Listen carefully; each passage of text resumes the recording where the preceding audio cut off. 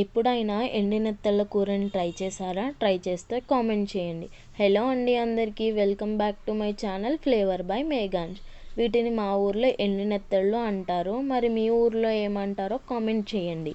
ముందుగా మెత్తళ్ళని తల తోక తీసి నీటిలో వేసుకుని 10 నిమిషాలు పక్కన పెట్టి శుభ్రంగా కడిగి ఉంచుకోండి.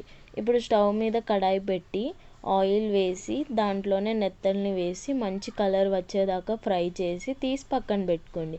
ఇప్పుడు ఇంకో కడాయి పెట్టి ఆయిల్ వేసి హీట్ అయ్యాక ముందుగానే కట్ చేసి పెట్టుకున్న ఉల్లిపాయ ముక్కలు, పచ్చిమిర్చి, సాల్ట్ వేసి కలిపి మూత పెట్టి మగ్గించి అందులోనే అల్లం వెల్లుల్లి పేస్ట్, కడిగి ఉంచుకున్న నెత్తళ్ళు, పసుపు వేసి అంతా బాగా కలిపి పచ్చివాసన పోయాక రుచికి సరిపడా సాల్ట్, కారం, ధనియాల పొడి, గరం మసాలా వేసి అంతా కలిపి ఒక గ్లాస్ నీళ్లు వేసి మూత పెట్టి మొత్తం దగ్గర పడేదాకా ఉడికించి దగ్గర పడ్డాక కొత్తిమీర వేసి సర్వ్ చేసుకోవడమే.